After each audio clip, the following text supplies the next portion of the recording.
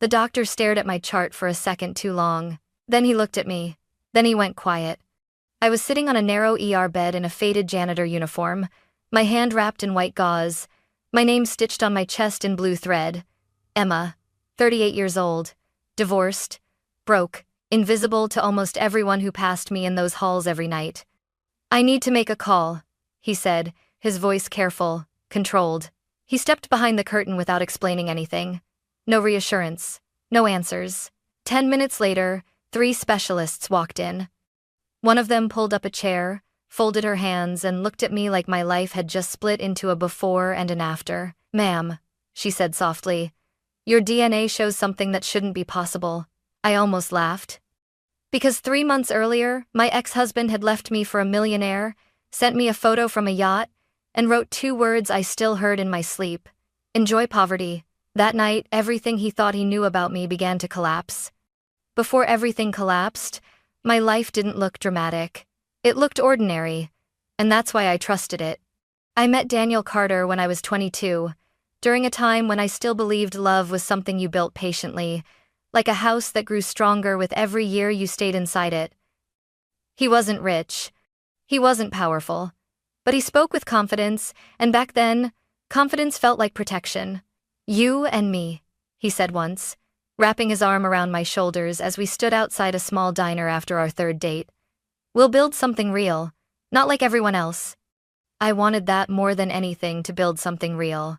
We married 2 years later.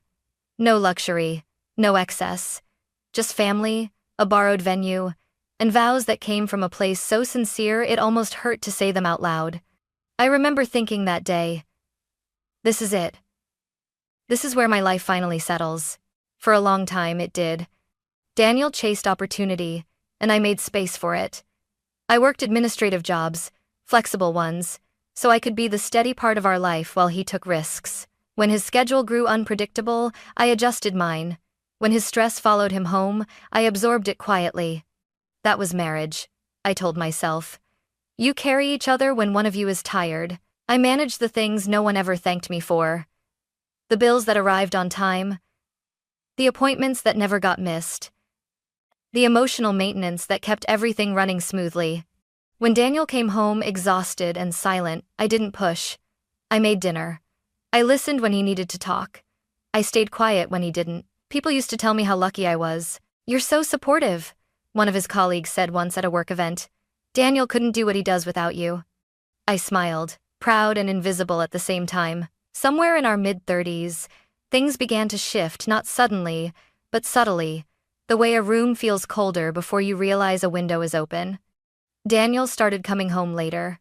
He dressed differently, spoke differently. He stopped sharing ideas and started delivering conclusions. "This is how it has to be now," he'd say. I noticed the phone first. Always face down, always within reach. When I asked about it, he laughed. "You're imagining things, Emma." As I wanted to believe him, I needed to believe him. So I did. One evening, while folding laundry, I asked carefully, "Do you still feel happy? With us?" He didn't look at me. His eyes stayed on his laptop. "Happiness isn't the point," he said. "Progress is." The word stayed with me. Progress. As if love were something you upgraded from. I started to feel like a background detail in my own marriage, necessary, but easily overlooked. Still, I held on. I reminded myself that commitment meant staying even when it felt uncomfortable, that real love wasn't loud. The night everything truly changed, Daniel finally said what had been forming for months. "You've stopped growing," he told me, standing in our kitchen like a stranger. "And I can't afford to stay in one place anymore." I didn't understand yet what he meant. I just knew that while I was still fighting for us, he had already decided I was part of a past he was ready to outgrow, and I had no idea how brutally he was about to prove it. I didn't discover the affair in a dramatic way. There was no screaming phone call, no lipstick on a collar, no hotel receipt left behind by mistake. It revealed itself the way truth often does, quietly, and far too late. Daniel stopped arguing with me. At first, I thought that was a good sign. We used to fight over small things, money, schedules, priorities. Suddenly, he agreed with everything I said. Too easily, too calmly. When I asked where he was going at night, he answered without irritation. Work dinner, client event, networking. He said those words like passwords that ended conversations. The first time I saw Vanessa, it was accidental. I walked into a downtown cafe to drop off paperwork for a temp job I was interviewing for. I recognized Daniel's laugh before I saw him. That laugh used to belong to me. He was sitting by the window, leaning forward, fully present in a way I hadn't seen in months. Across from him sat a woman in a tailored cream coat, her posture relaxed, her smile confident in a way that came from never doubting her place in a room. She touched his wrist when she laughed. He didn't pull away.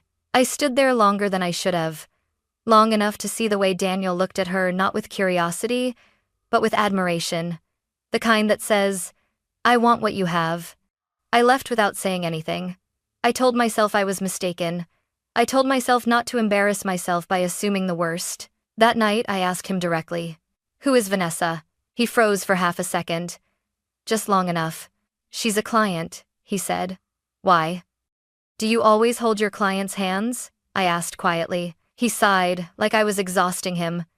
"You're being dramatic." The words stung more than I expected. A week later, he didn't bother lying anymore. "She understands ambition," Daniel said, standing in our bedroom, folding clothes into a suitcase that wasn't his. "She lives in the world I'm moving toward." "And I don't?" I asked. He looked at me with something close to pity. "You're comfortable, Emma. She's driven." Comfortable. Like an old chair you replace once you can afford something better. The divorce paperwork arrived quickly. He'd already spoken to a lawyer. Already planned his exit. I signed because I was too stunned to fight. 3 days after he moved out, my phone buzzed. A photo filled the screen: Daniel on a yacht, his arm around Vanessa, the ocean behind them stretching endlessly blue. Beneath it, 2 words: "Enjoy poverty." I stared at that message until the letters blurred. In that moment, I realized something terrifying. He hadn't just left me.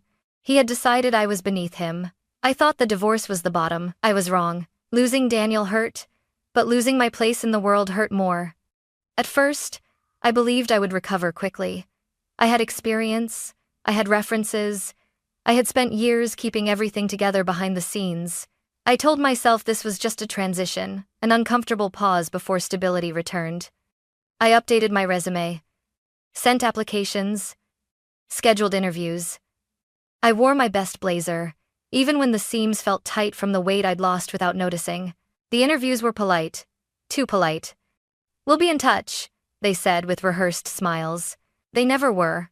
Weeks passed, then months. Savings disappeared faster than I expected. Rent didn't wait. Bills didn't care about emotional exhaustion. I stopped ordering coffee outside. Then I stopped meeting friends. Then I stopped answering their messages altogether because I didn't know how to explain why my life was shrinking so quickly. One afternoon, after another rejection email, I called Daniel. I didn't plan to beg. I just needed clarity. "Did you say something about me?" I asked, keeping my voice steady. There was a pause on the line. Then a laugh, soft, almost amused. "You're imagining things again, Emma," he said. Why would anyone listen to me? But something in his tone told me the truth before I heard it from anyone else. A former colleague finally confirmed it weeks later, lowering his voice like he was sharing a dangerous secret. "People have been warned," he said. "Not officially, just quietly.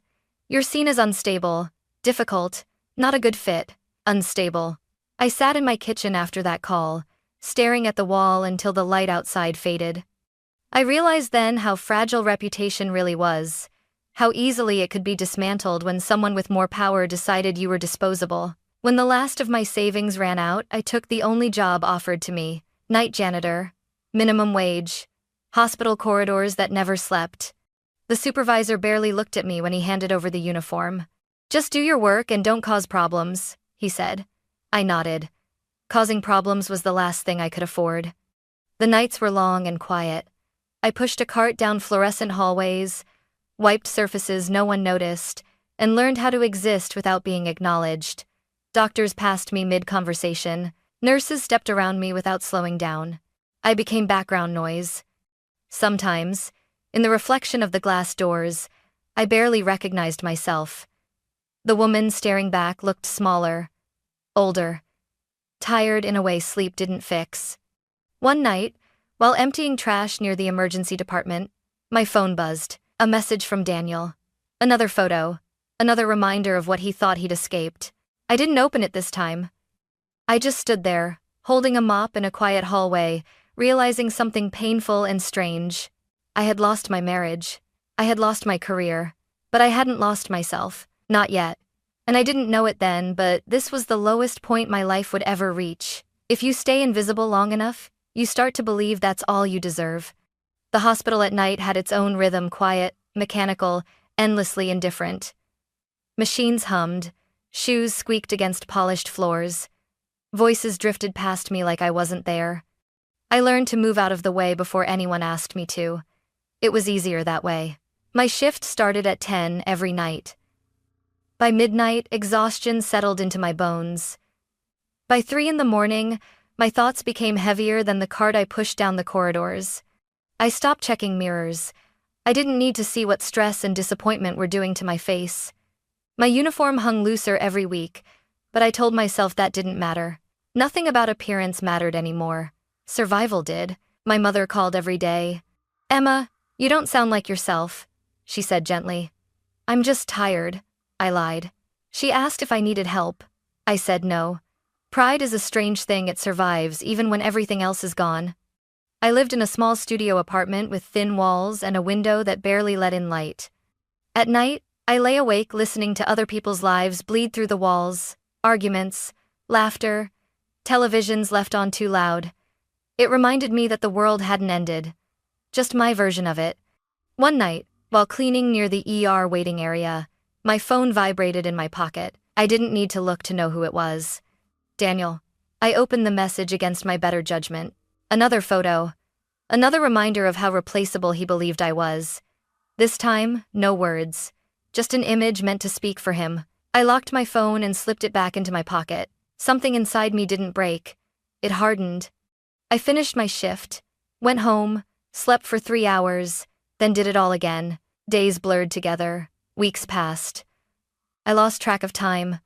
Hope became something abstract, something other people talked about. The night everything changed began like every other night. Routine, predictable, quiet. I was replacing a faulty fixture near a storage room when my hand slipped. Pain flared sharp and sudden, not dramatic, just enough to make me pause. I stared at my hand, surprised by how easily small things could still hurt. A nurse noticed and insisted I go to the ER. "It's policy," she said kindly. I almost refused. I didn't want attention. I didn't want questions, but I followed her anyway.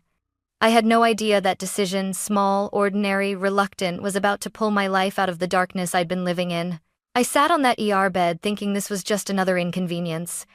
I didn't yet know it was the beginning of everything. The ER room felt colder than the rest of the hospital. Even after the nurse closed the curtain, I sat on the narrow bed, my injured hand resting on a disposable sheet, trying not to think about how strange it felt to be on this side of the room for once. The doctor introduced himself as Dr. Michael Harris. He was calm, efficient, the kind of man who spoke carefully, as if every word mattered. "This shouldn't take long," he said while examining my hand. "We'll clean it, close it up, and run a few standard tests. Just routine." Routine. I clung to that word. As he worked, I stared at the ceiling tiles and counted them, a habit I'd developed during long nights when anxiety wouldn't let me sleep. I told myself this was nothing. Just another inconvenience in a life full of them. When Dr. Harris finished, he stepped back and removed his gloves. "You lost more blood than I expected," he said. "We'll run labs, just to be safe." I nodded. I didn't argue. I didn't care. An hour later, he came back. And something was wrong. He didn't smile. He didn't sit down. He stared at the chart in his hands like it was written in a language he didn't recognize. "Is everything okay?" I asked. He looked at me, then really looked at me, and for the first time since I'd arrived, I felt exposed. "I need to make a call," he said quietly. That was it. No explanation, no reassurance. He stepped outside the curtain, leaving it half open. I watched his shadow move across the frosted glass. I watched him rub his forehead, pace once, then lift his phone. Minutes passed. My heart began to race. filling the silence with questions I didn't want to ask. Was I sick? Had they found something serious? Had my body finally given up the same way my life had? When the curtain opened again, Dr. Harris wasn't alone. 3 other doctors walked in with him, 2 men and a woman, all older, all wearing expressions that made my stomach drop. The woman stepped forward first. "I'm Dr. Susan Miller, head of genetic medicine," she said gently. "Emma, we'd like to ask you a few questions, if that's all right. Taken stating dispenses. Taken stat of beings until 10. Genetic medicine." The words didn't make sense. "This isn't about an illness," she continued, as if reading my thoughts. "But we found something in your blood work that raised a flag in our system." "A flag?" I repeated. She nodded slowly. "Markers we rarely see. Markers tied to a very specific family line." The room felt smaller. My ears rang. "I don't understand," I said. "I'm just a janitor. There has to be a mistake." Dr. Miller pulled up a chair and sat down so we were eye level. "Emma," she said carefully, "was your father adopted?" The question hit me harder than anything else that night. "Yes," I answered. "He was adopted as a baby." "Why?" She exchanged a glance with the other doctors. "Because, according to your DNA," she said, "you're related to a family whose medical records are monitored closely due to their history and their contributions to this hospital." My mouth went dry. "What family?" She took a breath. "The Whitmore family." The name landed like a physical weight. I'd seen it on buildings, on scholarship plaques, on news articles about philanthropy and generational wealth. "That's impossible," I whispered. "They don't have any heirs." Dr. Miller nodded. "That's what the public believes." My hands began to shake, not from fear, but from the sudden, terrifying sense that the ground beneath my life was shifting. "Emma," she said softly, "based on multiple tests, run independently, you are the biological granddaughter of Henry Whitmore." I stared at her, waiting for the punchline that never came. "No," I said. "You're wrong. My father worked his entire life in a factory. He died thinking he was nobody." Her eyes softened. "He wasn't nobody. He just never knew who he truly was." The room blurred. I thought of Daniel's text. The yacht. The words "enjoy poverty" echoing in my head. I laughed then, not because it was funny, but because it was unbearable not to. 3 months earlier, I had been scrubbing floors, believing I was disposable. And now, in a quiet ER room, surrounded by strangers who suddenly treated me like something fragile and important, I realized the truth was far bigger than revenge. My life hadn't ended when Daniel left. It had been waiting, and nothing, absolutely nothing, would ever be the same again. The days that followed felt unreal, like I had stepped into someone else's life without permission. First came the tests, then more tests. Different labs, different doctors. Each one confirmed the same impossible truth. No matter how many times I asked, no matter how desperately I hoped someone would say there had been a mistake, the answers never changed. I was who they said I was. The hospital's legal department contacted me before I'd even processed the words "biological granddaughter." They spoke carefully, deliberately, as if afraid that one wrong sentence might shatter me. "This doesn't mean you have to do anything right now," the attorney explained. "Your privacy is protected. You have rights." Rights? It had been a long time since anyone talked to me about those. Within a week, a quiet legal team assembled around me. DNA verification, sealed adoption records, court filings. Every step was methodical, documented, and restrained. There were no dramatic announcements, no headlines, yet just a slow, inevitable unfolding. I kept going to work. I still put on the janitor uniform at night. Still pushed the cart through hallways where no one knew what was happening behind the scenes. There was something grounding about the routine, something that reminded me who I had been before my name meant anything to anyone. One night, my phone buzzed while I was on break. A message from Daniel. "I heard something strange today," it read. "Call me." I stared at the screen for a long time. Then I locked my phone and put it back in my pocket. He didn't deserve answers yet. 2 weeks later, the news broke quietly at first. A legal notice, a financial publication. Then whispers turned into conversations. Conversations turned into headlines. A missing heir, a sealed adoption, a woman no one had noticed.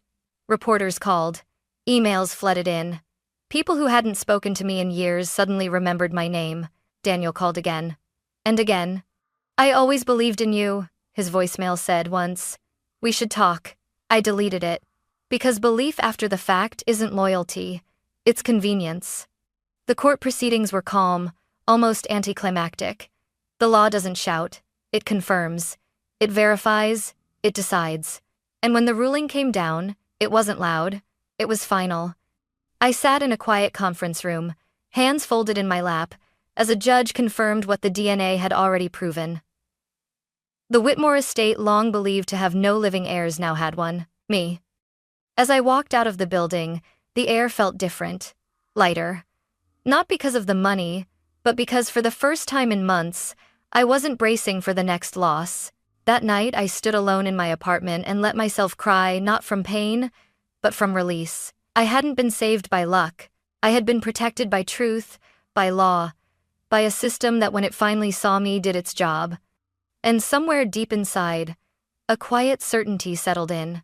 The people who had treated me as disposable were about to learn something important. I was no longer invisible. People expected fireworks after the ruling.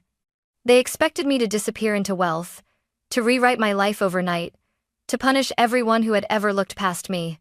That wasn't what happened. The first thing I did was nothing. I didn't give interviews. I didn't post statements. I didn't correct the headlines that got my story wrong. I let the lawyers handle the noise while I stayed silent. Silence, I learned, made people uncomfortable. They didn't know where to place me without a reaction. Daniel tried harder. He showed up where I lived, left messages with my attorney, sent emails that started with, "I've been thinking a lot," and ended with, "We made mistakes." As if betrayal were a shared decision. One afternoon, my lawyer asked gently, "Do you want us to respond on your behalf?" I shook my head. No, because responding would mean reopening something I had already survived. Instead, I focused on control, the kind that doesn't announce itself. I funded legal aid organizations that protected people who'd been pushed out quietly, the way I had been. I invested in compliance reviews at companies known for informal blacklisting practices, not accusations, audits, oversight, transparency, things that leave paper trails. Daniel lost his job 6 months later. Not publicly, not dramatically, just a contract that wasn't renewed, a board that decided he was no longer worth the risk. Vanessa left soon after. Ambition is attractive until it stops paying. Daniel sent one last message: "I never meant to hurt you." I read it once. Then I blocked his number. That was the only response he ever got. The strangest part wasn't watching his life unravel, it was realizing I felt nothing while it happened. No satisfaction, no bitterness, just distance. Because the opposite of revenge isn't forgiveness, it's indifference. I moved out of my studio apartment quietly, bought a modest home in a neighborhood where no one cared about last names. I kept my routines, morning walks, grocery shopping, evenings that belonged to me. For the first time in years, my life wasn't built around someone else's ambition. It was built around my own peace, and that was the real victory. Not that I had more than the people who hurt me, but that I no longer needed anything from them at all. People still ask me what it felt like to go from nothing to everything. They want a transformation story that fits neatly into a headline. I never know how to answer them. Because money didn't save me. It only removed the noise.